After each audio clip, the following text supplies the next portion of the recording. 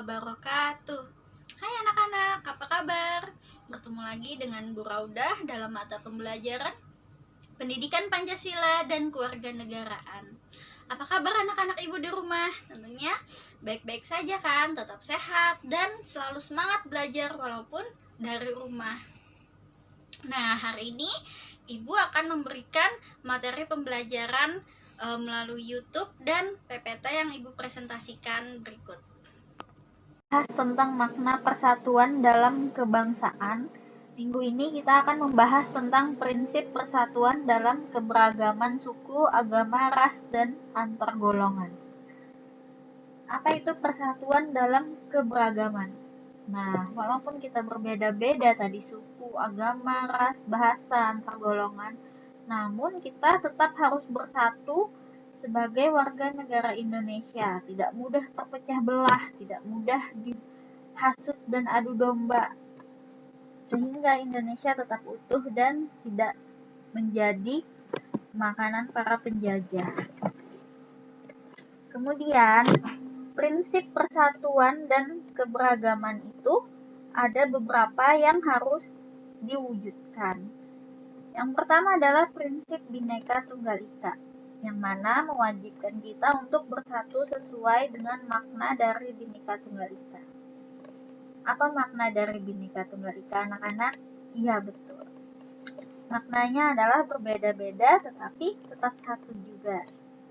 Nah, jadi perbedaan di antara kita tidak membuat kita tercerai-berai, tidak membuat kita kehilangan jati diri Indonesia, yang mana kita tetap bersaudara setanah air, kita tetap saling menghormati, kita tetap saling menolong, saling menjaga. Ketika kita menolong orang lain kan kita tidak serta-merta bertanya dulu, kamu suku apa atau kamu agama apa. Tetap kita akan menolong dan langsung menolong. Yang kedua adalah prinsip nasionalisme Indonesia. Kita tentu mencintai bangsa kita, namun bukan berarti juga kita mengagung-agungkan bangsa kita sendiri dan merendahkan bangsa lain.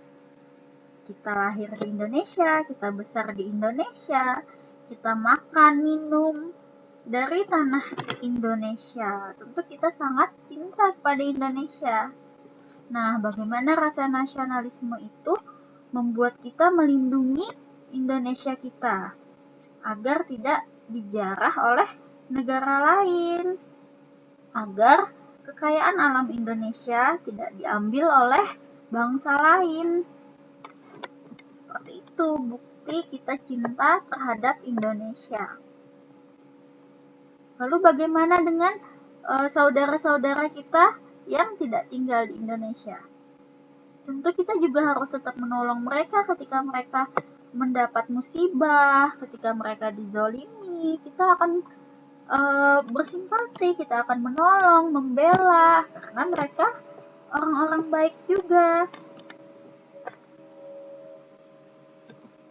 Yang ketiga, prinsip kebebasan yang bertanggung jawab. Nah, kebebasan yang akan dipertanggungjawabkan di hadapan Tuhan, kepada sesama manusia, serta kepada bangsa dan negara. Walaupun demokrasi mengusungkan asas kebebasan, namun tidak serta-merta membuat kita mengambil hak orang lain, menghina orang lain. Karena kita berhak bersuara, tidak serta-merta kita mengatakan hal-hal yang menyakiti orang lain. Karena itu akan dipertanggungjawabkan, karena ada aturan dan hukum yang mana mengatur kita untuk menjadi manusia yang taat hukum, taat kepada aturan. Aturan dibuat untuk apa? Untuk agar manusia bisa hidup berdampingan secara rukun, hak dan kewajibannya terpelihara. Seperti itu. Kemudian ada prinsip wawasan Nusantara. Nah, ini tentang lingkungan sekitar, ideologi, politik, ekonomi, sosial budaya, dan pertahanan keamanan. Nah, jadi anak-anak ibu juga harus tahu wawasan Nusantara, baik itu tentang ideologi, ada ideologi apa saja di dunia, kemudian politik. Politik itu apa? Politik itu semua hal yang berkaitan tentang mengurusi urusan masyarakat. Itu termasuk politik. Misalkan anak-anak ibu membantu korban bencana banjir. Nah, itu politik juga. Membantu saudara kita setanah air. Membantu pemerintah untuk menolong rakyatnya. Kemudian ekonomi apa? Jual beli, kita melakukan jual beli, itu juga bagian dari ekonomi. Bermuamalah. Kemudian sosial budaya. Apa sosial budaya? Misalnya memakai baju batik, itu juga menjaga budaya kita, ya kan? Kemudian pertahanan keamanan. Apakah mempertahankan keamanan Indonesia hanya tugas polisi atau tentara? Tidak, kita juga bisa. Misalkan kita melerai teman kita yang bertengkar, kemudian kita mendamaikan teman kita yang bermusuhan, itu juga menjaga keamanan lingkungan sekitar kita. Nah, kemudian prinsip persatuan pembangunan untuk mewujudkan cita-cita reformasi, yaitu mengisi kemerdekaan serta melanjutkan pembangunan menuju masyarakat yang adil dan makmur.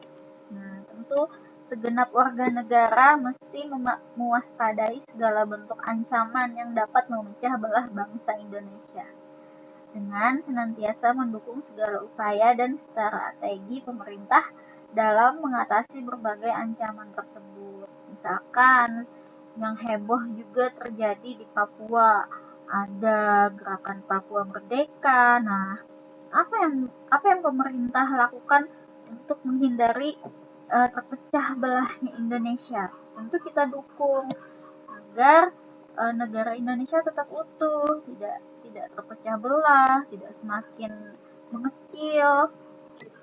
Seperti itu anak-anak.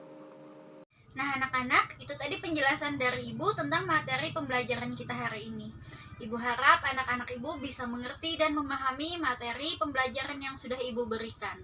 Untuk lebih maksimal lagi anak-anak Ibu pahamnya, bisa dengan menambah dengan membaca buku lagi, referensi lain yang bisa dicari di internet, agar lebih paham lagi, lebih mantap lagi mengerti penjelasannya. Kemudian untuk menguji kepahaman anak-anak Ibu terkait materi yang sudah Ibu berikan, Ibu sudah memberikan tugas di Google Classroom. Selamat mengerjakan. Akhir kata, wassalamualaikum warahmatullahi wabarakatuh.